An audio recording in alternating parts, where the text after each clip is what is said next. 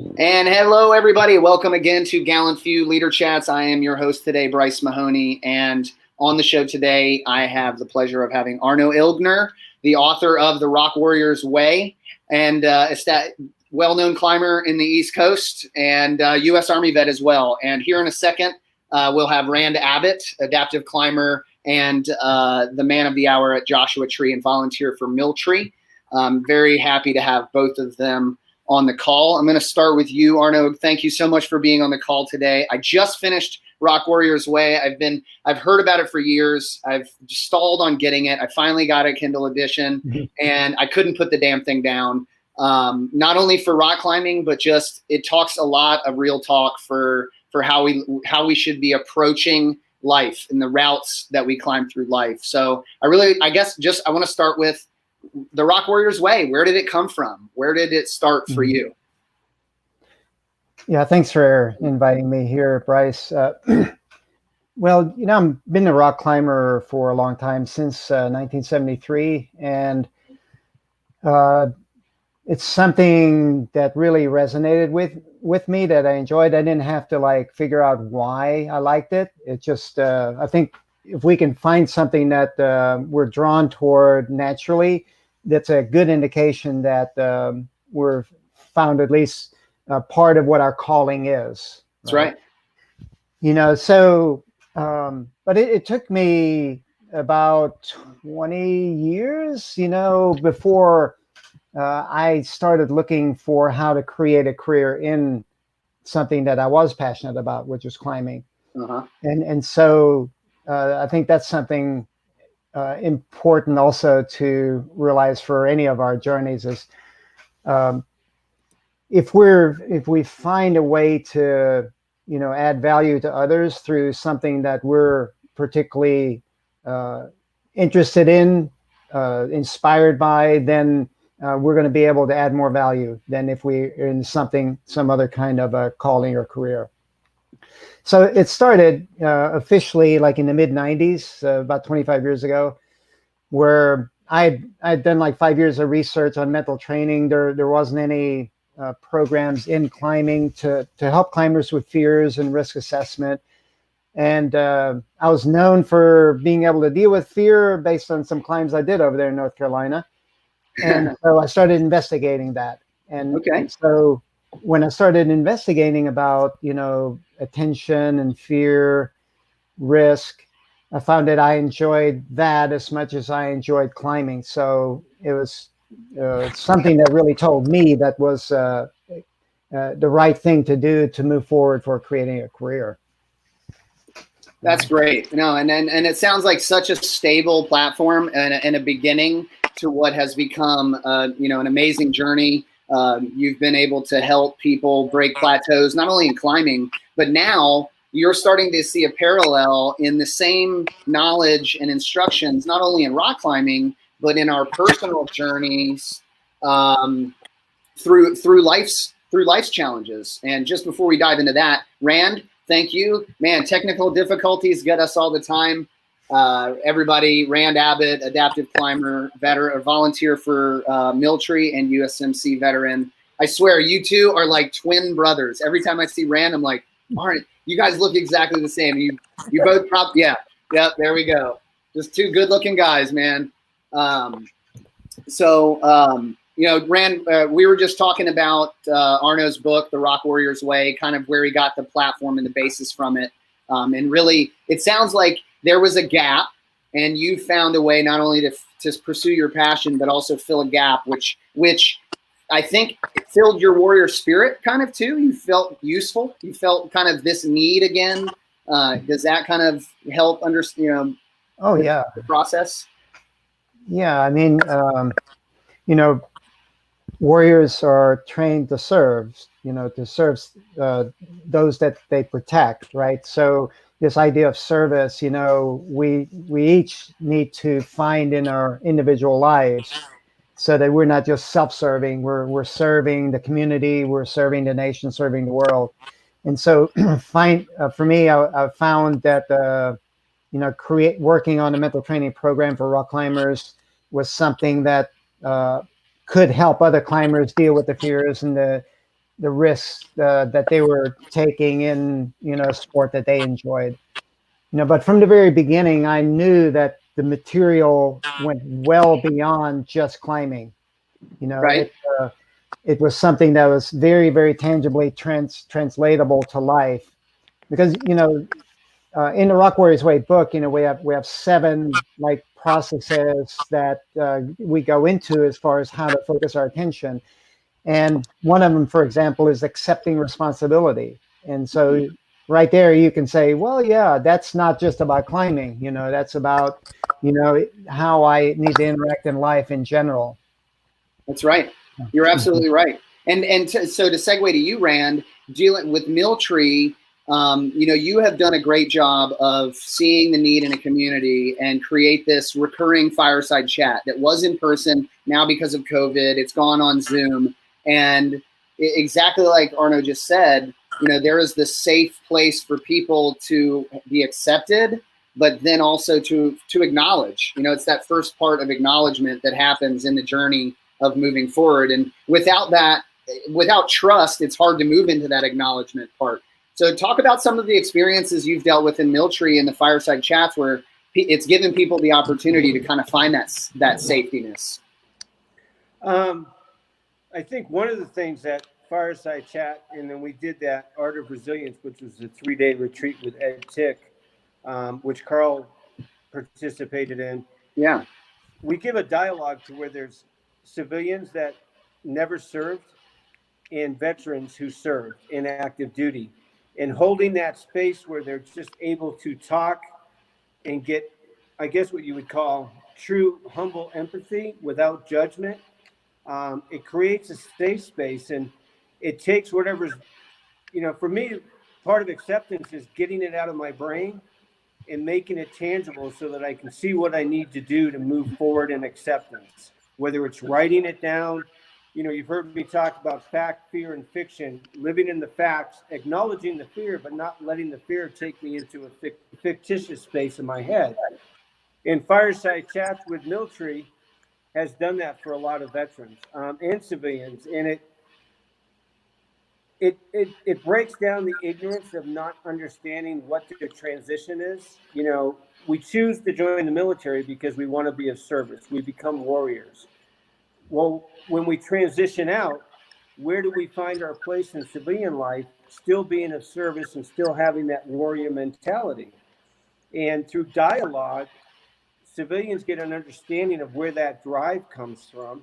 And when a veteran expresses that, or an active duty person that's getting ready to get out, when they express that they want to find a way to fit in, and this is the qualities that they think are important, and this is what they've instilled in their life, they see that they're accepted through dialogue. Mm-hmm. And it breaks down that barrier. And it's the first, I think it's one of the key elements in the transition. Finding where Ed Tick talks about it, the warrior's journey. Where do we go to from here? Right. And one of the key elements is how does, I hate to use the word civilian world, but how do they bring us in the fold? How do they accept us? How do they acknowledge us? Yeah, I totally agree. And climbing does that. Climbing does that for me. I certainly believe so. And now, Arno, something I really liked from your book was obviously the acceptance part, but the beginning of it, where it really talks about the conscious and the subconscious, where so much of what we do now in moving towards pleasure is built in that subconscious. And how important is taking control or identifying when our subconscious is out of line from where we are? How important is that, do you think, in keeping that journey moving forward?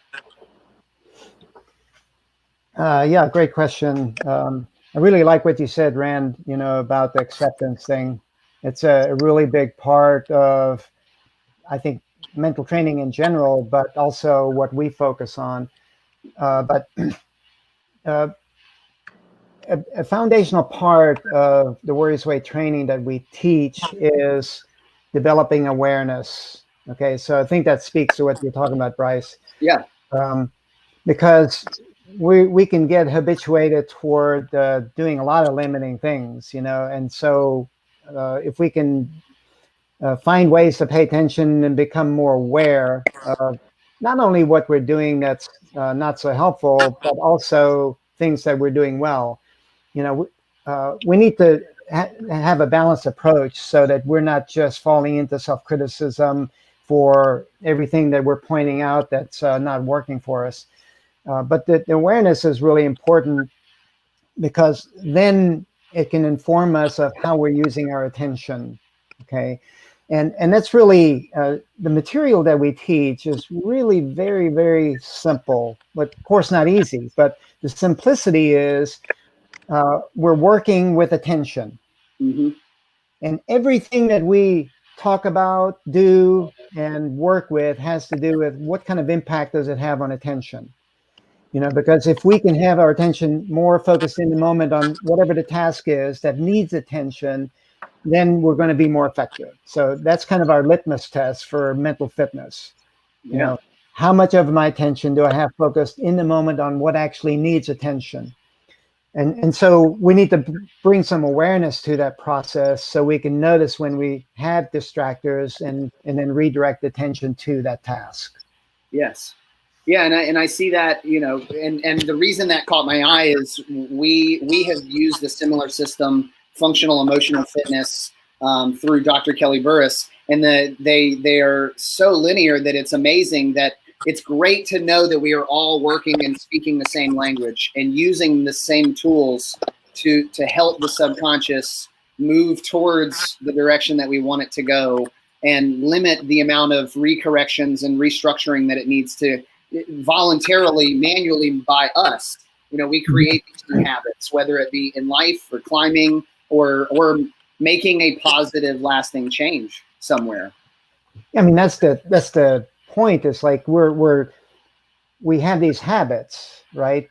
And if they're limiting habits, we can convert them into empowering habits if we, through deliberate practices that do train the subconscious in this new way, so yeah, that's a really important part of this. I think so. And I think as part of that whole practice, Rand, that's where things like Miltree come into play, because I think a part of the equation is that continual intentional connection with other human beings to create that layer of vulnerability, trust, and acceptance. Because if we feel like we're alone on the journey, our desire to reach out or to shout into the darkness is less than feeling like we have a safe place to do it, a safe place to do it.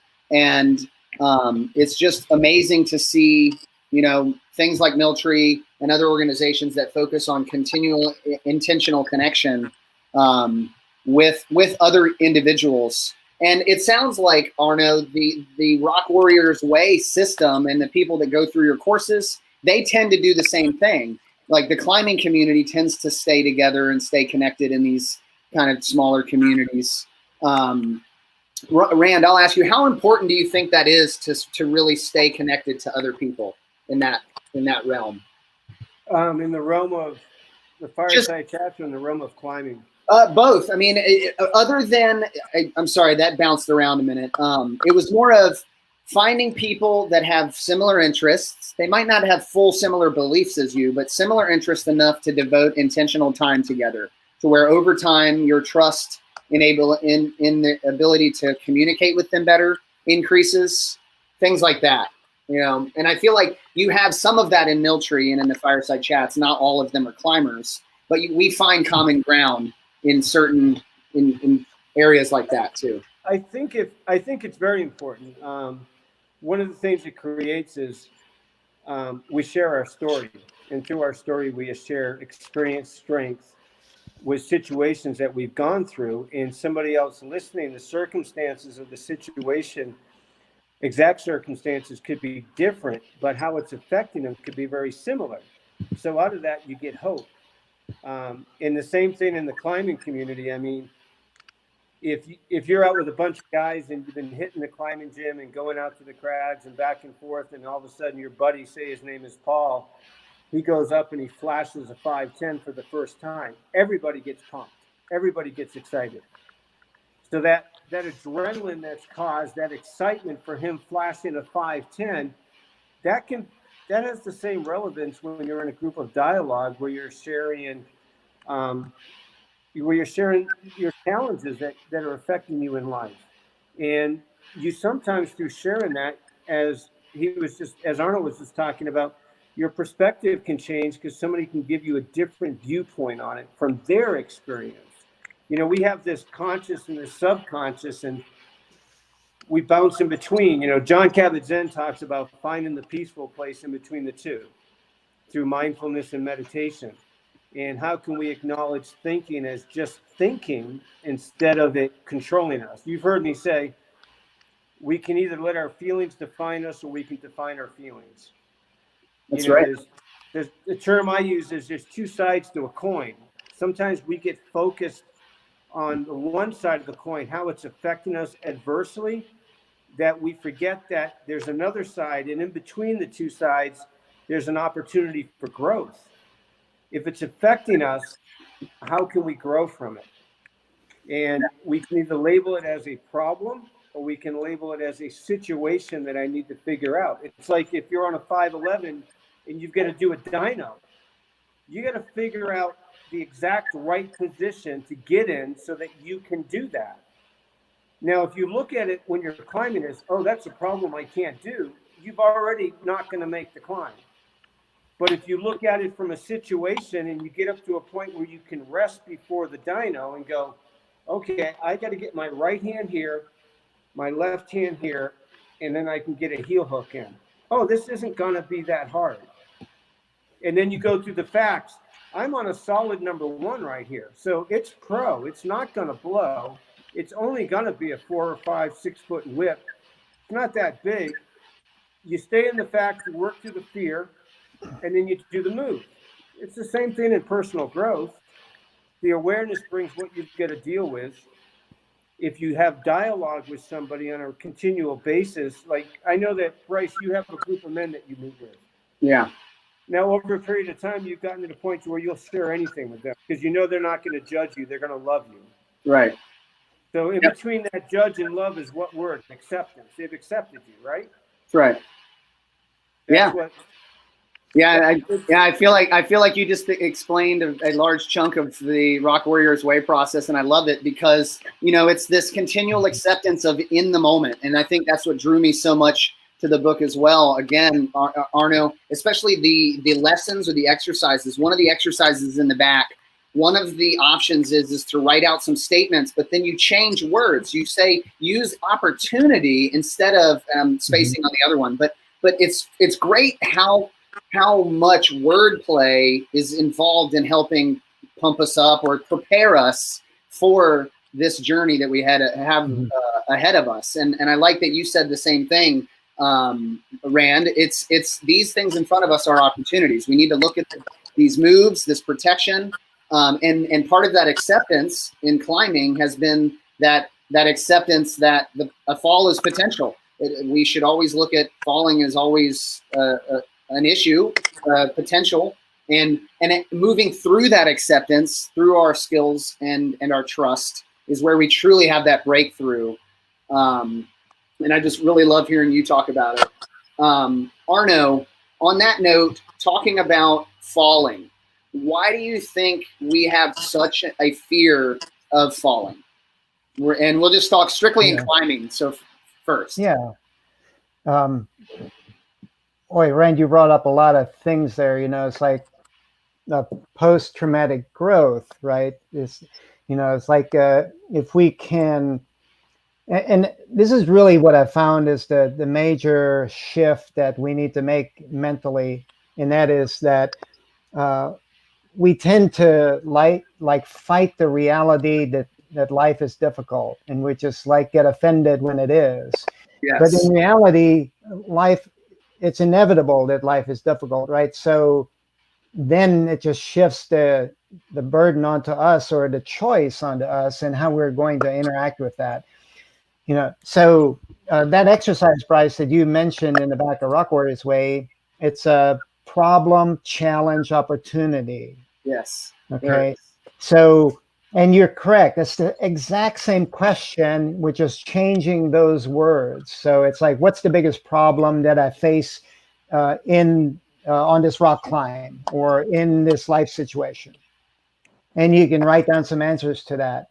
And then you ask, what's the biggest challenge, in that exact same situation?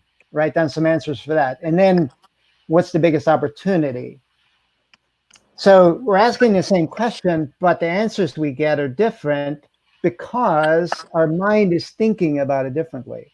Instead of thinking passively in avoidance, we're thinking about curiosity and engagement more actively. Yeah. So a lot of this is mindset. Like, what kind of a mind do we want to have to work in the reality of the world?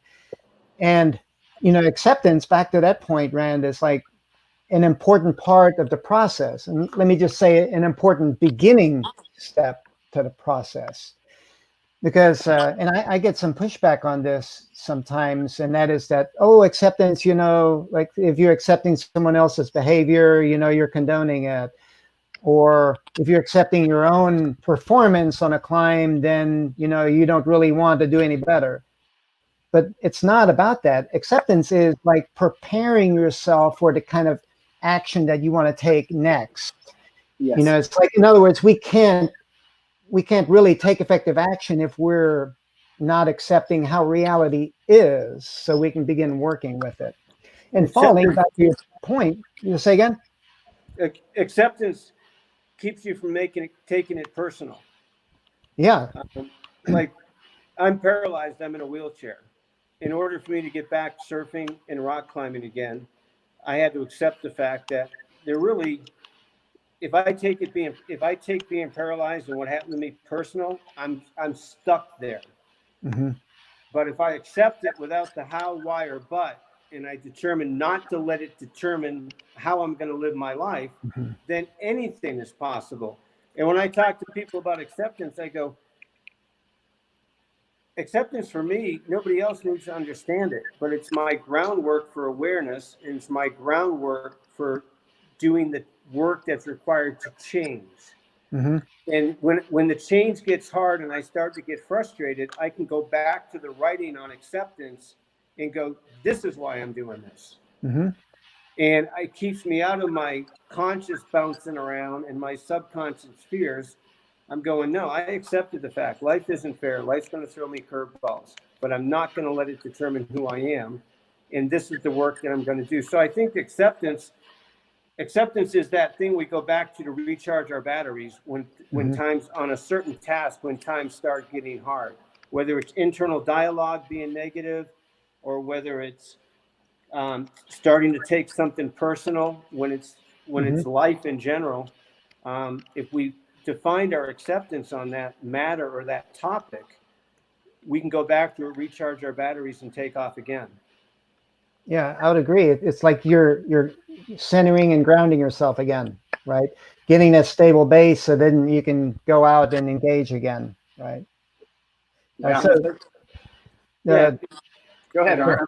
I was just going to go into the falling thing that you were asking. Yeah, Bryce. please. Why do climbers fear falling? Well, it's an unknown, okay? And every different falling situation can have its own unknowns. It's like, in other words, if you've experienced a 10-foot fall, on one particular climb, you get on another one, that same 10-foot fall is going to be a little bit different, because of the angle of the rock or whatever. And so it's an unknown. We can feel like we're losing control. We can be afraid that we're going to get injured, and we can be afraid of failure if we equate falling with failure, right? Mm-hmm. So there again, there's an important shift that needs to be made. Like, and now, and I was glad that you said that, because how out of that recipe of what you just said, how big of that is failure? Speaking personally, how much of my fear of falling off of a route is failure induced?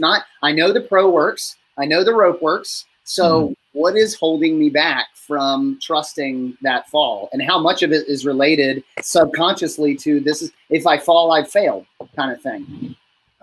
it can be a lot. I mean, we have a tendency to tie our identity to the outcomes we create, and so if we had that close connection, then we want to succeed.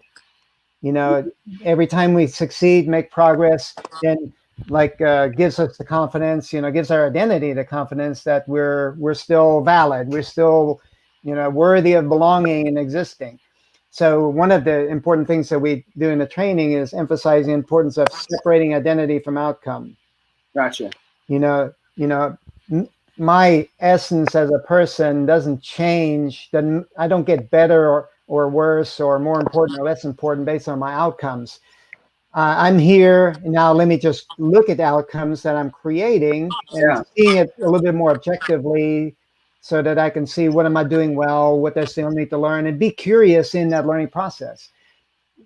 So separating that so that we can start looking at it and really start changing how we view failures in general. In other words, you only fail if you don't achieve the goal, right? So we're going to have all kinds of outcomes as we're making mistakes, working toward a goal, but they're not failures, they're learning opportunities again, right? If you just give up on the goal and say, well, it's just not worth the effort, well, then you failed to achieve that goal. And maybe that failure was great because you found out that goal wasn't inspiring and you want to pick a different inspiring goal. Right. So, failures and mistakes are inevitable again, just like the stress and struggle that we are going to have in our lives. And instead of getting offended by that, we say, no, this is the way it is, so I'm going to work with it. Well, we can work with it as a way to learn more about ourselves and also learn more about the relationships that we're in. That's right. Speaking of learning a lot about yourselves, both of you guys have first ascents. And that, to me, as a climber, is like the pinnacle of just batshit crazy. I aspire to hopefully have a first ascent at some point in my life. But Rand, I want to ask you, mindset. We talk about, this is kind of, I feel like the main topic of our conversation today, mindset. Talk about the mindset that goes into doing a first ascent, something like that. That's the ultimate unknown, if you will. Well, I have a very good friend that put it this way: a sense of uncertainty that is potentially fatal is what makes climbing an adventure. Okay. That was a good friend of mine. He passed away 2 years ago, Jim Birdwell. Who I think is number 9 on the list for first ascents in the world. Yeah, dude's definitely got some rocks climbed.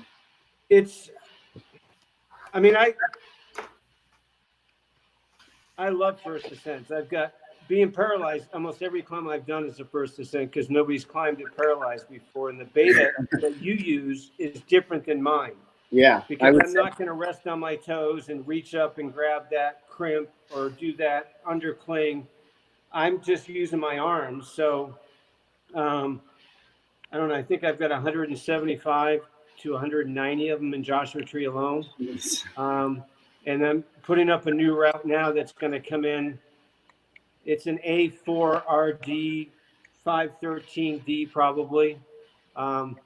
It's a beautiful climb. And if you don't climb, I don't expect you to understand that. So, but moving on. For me, climbing is everything that we just talked about. I have to look at the climb. I'm going to figure out what I'm going to do. Falling is inevitable if you push your climbing. But it also comes into the fact that if you've done your proper training and you understand how to place gear, I can place my red totem and look at it, and I just know without any fear coming in that if I take a 10 or 15-foot whip on that, it's going to hold. And if I want to push this climb, if I want to, like Spiderline is only a 5'11", but it's a very technical climb. There's been a lot of people that have died on it. A lot of people got hurt on it. So on something like that, you just can't walk up to it, or me wheel up to it and drag up to it and go, oh, I'm going to do it. I have to step back and look at it and go, okay, cam hook for the first 12 feet. There's no protection then.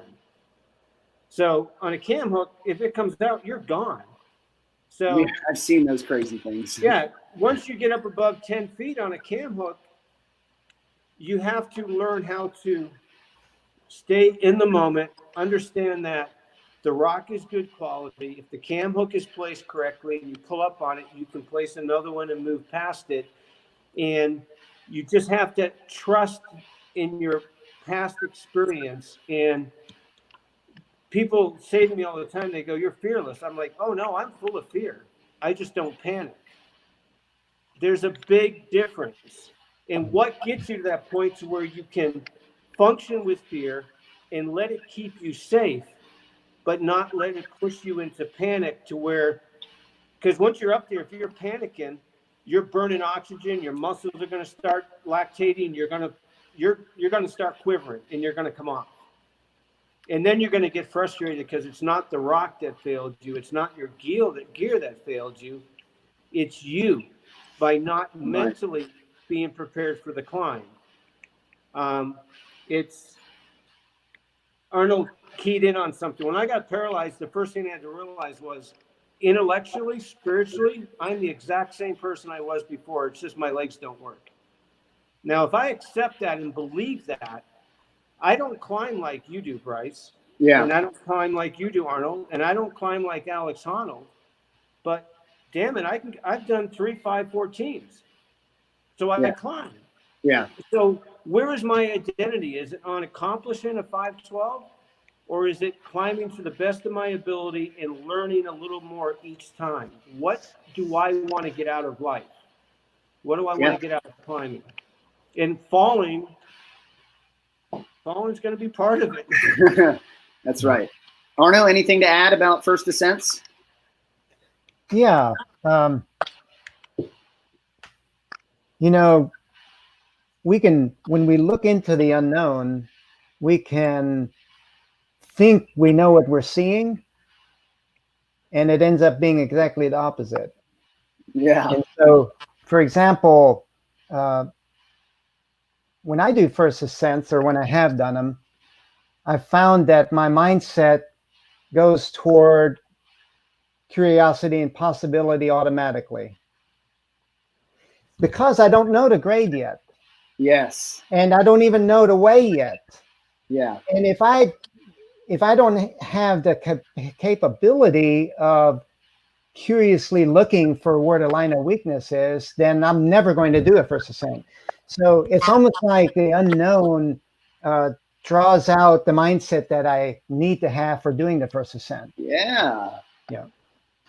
That's a great way to look at it too, is it's almost childlike, even, to where we have this innocence in this experience. And if we stop and we try to just control it or define it too much, then it just becomes rigid. But it sounds like you just accept the moment, move into it, trust your gear, trust your experience.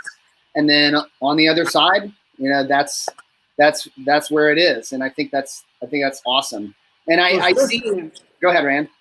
In climbing, because you can look on the ground and go, "Oh, this rock looks good," and then you can get 40 feet up on it, and all of a sudden find out that the rock is more flared than you thought, or the rock isn't as solid as you thought. So it's like, "Oh, I thought I was going to put a number 1 in there, and now I've got to figure out another spot because it's too flared, or it's this, or it's that." And there's a saying by Adolis that goes along the line, there are things known and there are things unknown, and in between are the doors to perception. And that's with climbing. You're sitting on the ground and you're like, okay, this is going to be nice, and I got to do a little transition here, and I'm going to move a little bit to the left, and then I got this beautiful finger crack that's just going to take number 1 the whole way, and then I got a little pod or something.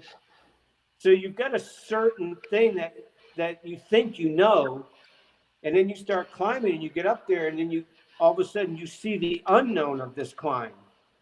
Mm-hmm. And for me, that's the exciting part. That's the thrill of it. And then when you're done, you've got the perspective of what that climb is. And I agree, when I'm looking at a climb that's never been done, I don't care what the grade is. I'm just excited about possibly climbing. Yeah. I'll figure out if it's a 510 or 512 or whatever after the fact. Usually I don't even grade it. I'll have 2 or 3 of my friends go climb it, and I'll go, what do you think this is? I won't even tell them what I think it is. And then they come back and they go, oh, that was a 511B, I think. And somebody else will go, oh, it's a 510D. And then somebody else will say, and then I go, okay, well, let's go do it again and try to nail this sucker down and then give it a really cool name. And if it was me, it would be, that's the steps to the parking lot. That's not a rating. No, but that's I think you hit the nail on the head. That search for the unknown, and I honestly see it now more than ever of a distinct correlation between military transition and that unknown journey, and how we prepare before we do that, before we transition, before we take on that route, that first ascent. You know, we might get beta from different people about the area or potential, but to us, this is that journey is the first ascent for most people, and how they're prepared before that is, I think, what really helps or hinders along the way. Yeah. Arno, so you have been doing some work with Mission 22. I don't know how long you guys have been doing these clinics together. How has that been? How has bridging the gap between veterans and climbing through Mission 22? How has that gone? Yeah, we've been working with Mission 22 for about a year, and from the very beginning, in the mid 90s, like I said, I knew that this material went well beyond climbing, and yet I wanted to prove the material, or refine it, you might say, in a medium that I understood and I could make it effective. But then at some point, I said, I want to take it beyond climbing. And so I've been doing some courses for businesses and non-climbing organizations, over the last few years. But yeah, Mission 22, I've been working with Magnus Johnson, for probably a little over a year. And we did some courses at Smith Rock and Las Vegas and Austin, here, a few different places. And so working with veterans to, because it's a specific program that you do for them. It's called something, right? Yeah, it's called Honoring Our Warrior Spirit. That's right. Yes, right. I really like that. So that, warrior spirit really is like that spirit to serve, and so we can lose that coming back into civilian society for a number of reasons. Part of what you pointed out, Rand, about we lose the community, and what you're doing is helping reestablish that beyond just not just the military community, but the civilian community also. But another thing that is really interesting that happens, and it has to do with identity again. And I remember at the event that we had in Vegas last November, one soldier brought it out in particular. He said, when I take that uniform off, it's like I lose my identity. Not only do I lose the community and the team that I was in, where we had built this strong trust, through experience. Now I'm coming back into a community that, it's a family and friend community, but it's not the same. And It's hard to know how to build that back, that same kind of trust. But you also lose that kind of identity that the military has a way of creating, that especially like something as tangible as taking the uniform off. That's very telling of what it means to be, a warrior. How do you work with that identity? And so there again, it's helpful to understand how to have an identity that's not dependent on the external situation, being in the military, being out of the military, so that we have some grounding in how we understand ourselves. I love it. No, and I think that's a vital part to that journey of moving into the next chapter, or whatever we call our stages in life. And it's great that we can use social media, we can use YouTube, and I think you use Instagram very well to kind of feed your following just these good lessons here and there, but these really down to earth programs, where people can really dive into this kind of thing is great to see, especially when they connect an event like climbing, especially when you can get with a group that has some background, hopefully with each other, they climb together maybe.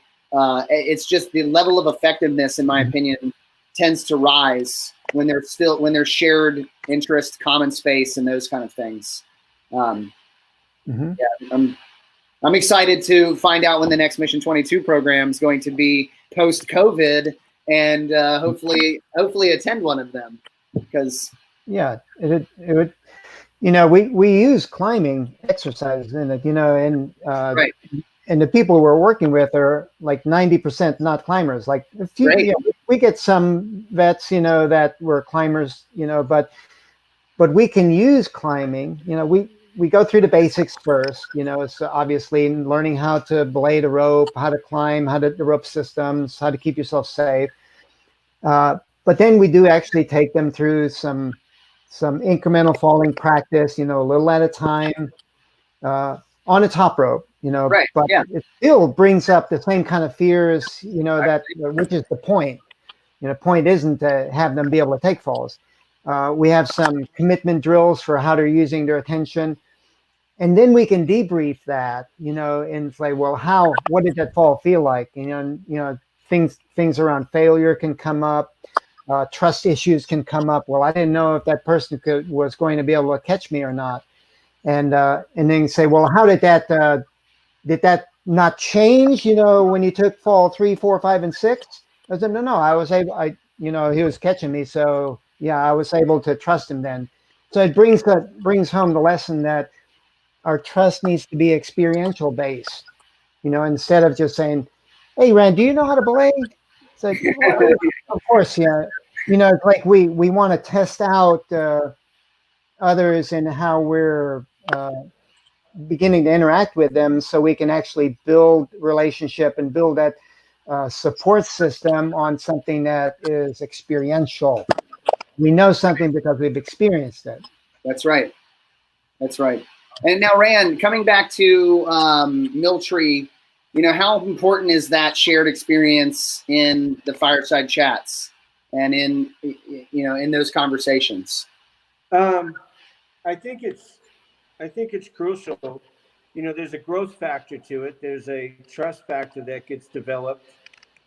Just like in climbing, I have people that belay me that I don't question. I know that they're going to catch me perfectly to the best of their ability, because when I'm climbing, and I think it plays an important part in the Fireside chat, to understand that it takes a trust factor.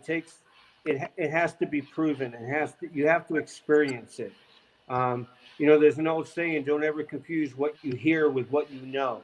You can hear something, but until you experience it and implement it, you truly don't know it. And it's the same way with climbing. I can sit there, I take people out all the time that are new climbers, and they want to start lead climbing on trad, and I go, you're going to fall, but if you place your gear correctly, you're going to be fine. And we'll practice for days at ground level, placing gear. I'll put a sling in it, and I'll go, you think that's farmer? They'll go, yeah. I go, step into the sling. Yeah. And they're only a foot off the ground. I mean, they're 1 foot, but watching the apprehension the first time they do it, and then it holds, and I go, bounce on that. Go ahead, give it all your weight. That's rated at 2.5 kilonewtons. You don't weigh that much. And then they realize it. And it's to say, like, when I build anchors, and I teach people how to build anchors, I build them on the ground first. And I go, is that equalized? And they go, yeah. And I go, okay, load it. And then all of a sudden they see that it isn't, or that it is. Mhm. So the example of don't ever confuse with what you hear with what you know.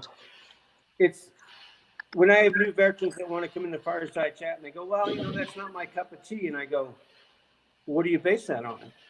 Well, I had a friend that did something similar and it didn't work for them. I said, oh, so that's what you've heard, but you don't know it yet. Bingo. And it's like what Carl says, how's that working for you? Yes.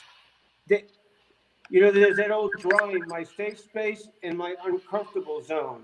This is where the change happens, in the uncomfortable zone. That's right. But you have to create a zone that they feel safe to get uncomfortable in. Mm-hmm. Yeah. And I think climbing does that. I've gone out with GallantFew and Raider Project twice now and helped them climb. And I've watched the guys start to trust each other. I've watched them start to joke with each other. I've watched them start to climb a little bit better. And that one common thing that they're all engrossed into, which is helping each other climb better, creates that bond, that brotherhood, that teamwork, which then you can take away from and go, hey, they like me. That was fun. I'm worthy of that good time. I'm worthy of growing. I'm worthy of changing. Yeah, man, it's interesting you bring up that word of worthiness, and I have experienced with talking with different guys getting out of the regiment specifically, we tend to have a problem of eating our own, where, hey, you're getting out, oh, then go over there and we'll just bye-bye, and people feel rejected in that way, and they carry that worthlessness, if you will, through their life. And how important that is. And I think that comes back to that acceptance level. And it sounds like that's the road that we all need to start at. And I kind of want to end the hour with that, starting, Arno, with you. If somebody at the beginning of this journey, they are looking for a way to find that acceptance in themselves and what they're doing. What do you say? Where should they be starting? What do you think is their best first step, if you will? Rand, you got that next. So the best first step is self-compassion. Okay, yeah. So when we create those mistakes, those outcomes, we have two different responses we can have. We can be self-critical, and beat ourselves up, or we can be compassionate with ourselves for making a mistake. And self-compassion is the better choice, and here's why. Kaylee McGonigal wrote a book called The Willpower Instinct that's based on scientific research about what works to sustain willpower. And self-compassion sustains our willpower more because we have a natural comfort-based motivation that will actually drive us to the bad habits that we're wanting to break, because being self-critical is not a nice state to be in. Yes. Self-compassion feels better for us, more comfortable. That's kind of the acceptance part, or part of it, that allows us to say, okay, I am on a difficult life journey. I can be compassionate when I make mistakes. Let me now focus on that next step I can take.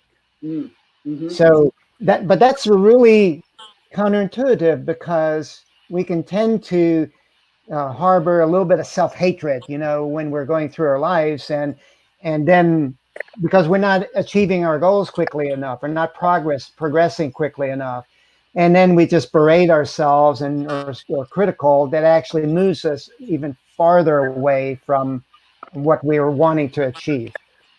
Yeah, I would 100% agree that. And just to keep on it, it sounds like you have a similar mindset that why questions, that excuse-based questions, tend to move us away from where we want to go. And if we get down, the questions that we ask ourselves, both externally but internally, are vitally important in this goal of keeping us on track. Yeah. Rand, you're up.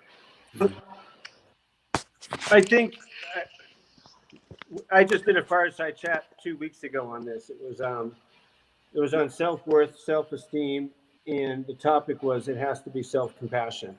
And it was, the lead-in on the topic was, we can have all the best tools in the toolbox to handle situations. Why, when we get frustrated or when we hit the roadblock, do we open up and grab the hammer and try to beat everything in the smithereens with it? Yeah. When we know it doesn't work. And the topic was self-esteem and self-worth, which means self-compassion. And it comes down to, I tell the veterans that I work with, people when I'm climbing, it's just like I had somebody out a week and a half ago that was climbing with me, and they got on a climb that they normally can do and they couldn't do it. And I asked the person, I said, what was your internal dialogue during that climb? How were you communicating with yourself? You know, and I challenge people, I go, when you start to get frustrated, write down what you're saying to yourself. I guarantee you would never let anybody else talk to you that way. But Yeah. why do you talk to yourself that way? Yep. And the key on those three words is you've got esteem, worth, and compassion. Everybody wants to focus on those three words, but they forget what's in front of it. SELF, self. You have to do the work to improve your self-esteem. You have to do the work to improve your self-worth. And out of those two things, you're going to have compassion for yourself. And when life throws you a curveball, you're not going to beat yourself up. You're going to handle yourself in a compassionate way, and you're going to find the best approach to handle this situation with a solution instead of beating yourself up and going, oh, great, another problem. Look at this. It all comes back to the internal dialogue. And when I work, real quick, the past couple of weeks, I've been working with a veteran. He called himself a shit magnet. Whenever the shit hit the fan, he was there. And he curses himself with it. And I said, well, you can say that, but I'm going to flip the coin on it. And he goes, what? I said, whoever's in charge of this world, maybe that person felt you were the best warrior to be there, to handle that situation, to keep your comrades alive. And he started crying, and he goes, I've never looked at it that way. Perspective, yeah. I said, it's the other side of the coin, but it's the internal dialogue that, especially in climbing, if my internal dialogue is, I'm going to have a whipper, I'm going to get hurt, this is too hard, I might as well throw my gear back in my van and drive home. Right. Yeah. But if Go ahead. No, go. If I can take that I use in climbing and apply it to my personal life and wake up with an attitude of gratitude and choose to look at the miracles in the moment instead of the situations in the moment and create a dialogue that supports that, I'm much better for myself, and I'm much better for the world. I think so. It's like you guys talked about it, emotional fitness, the why, the how, the but. And I think a big part of it is that self-talk that we have with ourselves. Arno, you talk about it in the book, specifically with climbing, talking about the routes or grades or things. And Carl, he just commented that he used to climb with somebody that would automatically say, this is above my pay grade. And you're already setting the negative intention of like, this is going to be difficult. This is going to be more difficult than I've ever dealt with. So your brain's already going, I don't even want to do this anymore. And it's funny how much that makes a difference when you start in a positive expectation management kind of, this route is this, and this is what I expect, and just accepting it for what it is in the moment, and living in that experience. So yeah, I mean, it's great to hear, just similar pathways and mindsets for this one. So thank you. Yeah. Thank you, Rand. Thank you. Jim, Go ahead.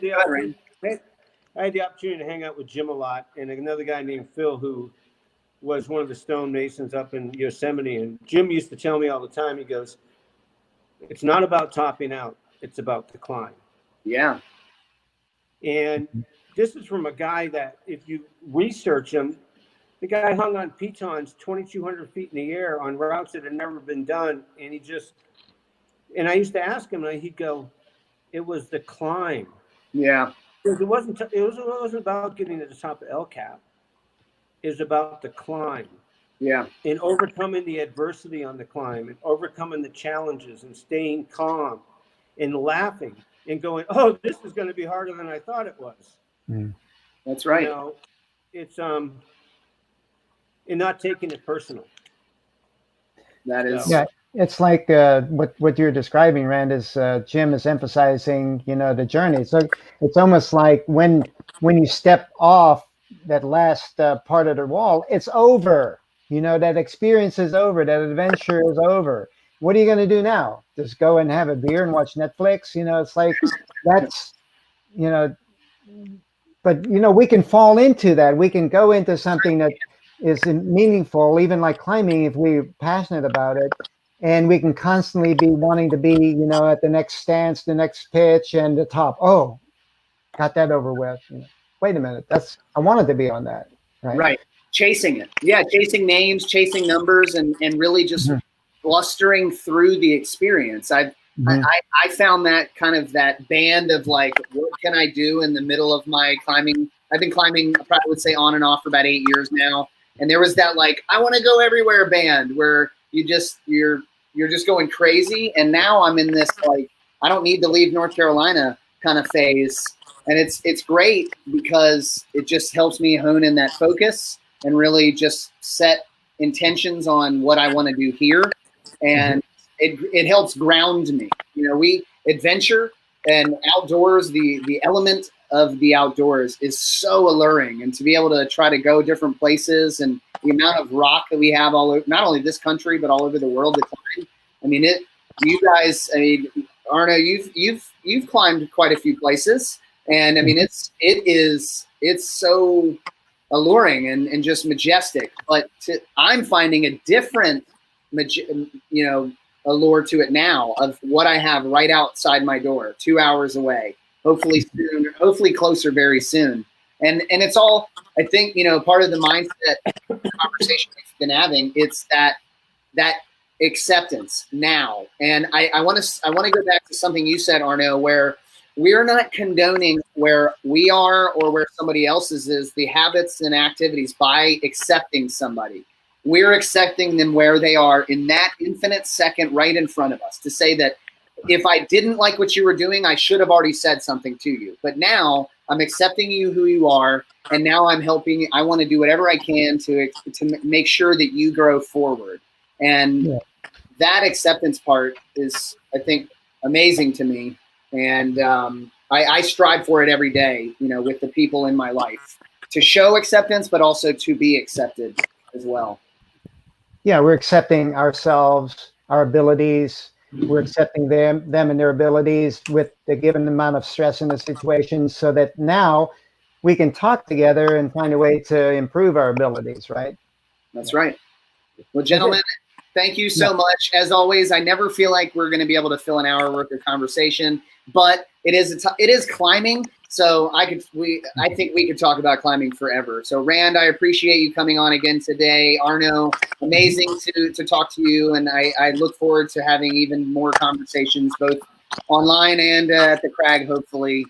For everybody out there on social media, if you want to follow these gentlemen, you can follow Rand on Instagram at Rolling Through Life with a Smile. He's an amazing sunrise and sunset photographer in Joshua Tree. And Arno at Rock Warriors Way. Don't forget the S. And he's got a book. His book is on Amazon. He's actually got a couple of books on there. So please visit warriorsway.com is also where you can find this information. So Rand, I'll give you last words, and then Arno, I'll let you finish. Rand. It was a pleasure being here. Thank you. If there's any veterans out there listening, due to COVID, you can't get out. We do fireside chats every other weekend. It's open to all veterans. Arnold, you're more than welcome to come in and sit on any fireside chat that you want to. Bryce will give you the information. Just email me and I'll send you the link. He'll give you my email. In closing, for veterans, Carl says this, I say it, you say it, Bryce. The road that we have to do in transition, we have to walk it. Yeah. That veteran has to walk that road. But what a lot of them fail to realize is they don't have to walk it alone.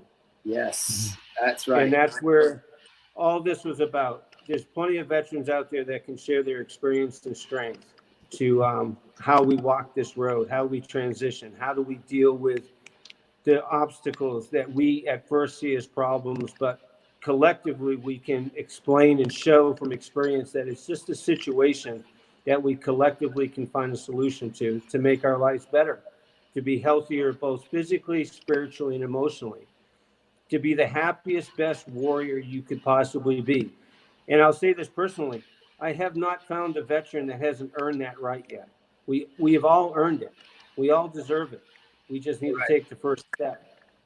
That's right. So thank you, Rand. Arno, thank you guys. last words to you, sir. Arno.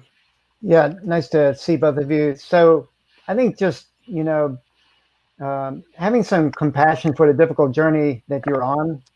I like to think that we're perfectly imperfect on our journey, because we're in constant process of learning. So it's not about end result perfection. It's more about process perfection, which is like, how do you blend with the struggles that you have now? Then you're in more of a process perfection and how you can draw the learning lessons out of that. So be kind with yourself on the journey as you walk it. I like that. That is great. That's perfect to end with. So again, thank you everybody for watching. We'll have this loaded on YouTube here in a couple of days. Again, gentlemen, I appreciate you and all that you do for the climbing community and humanity. Yeah. Thank you, Bryce.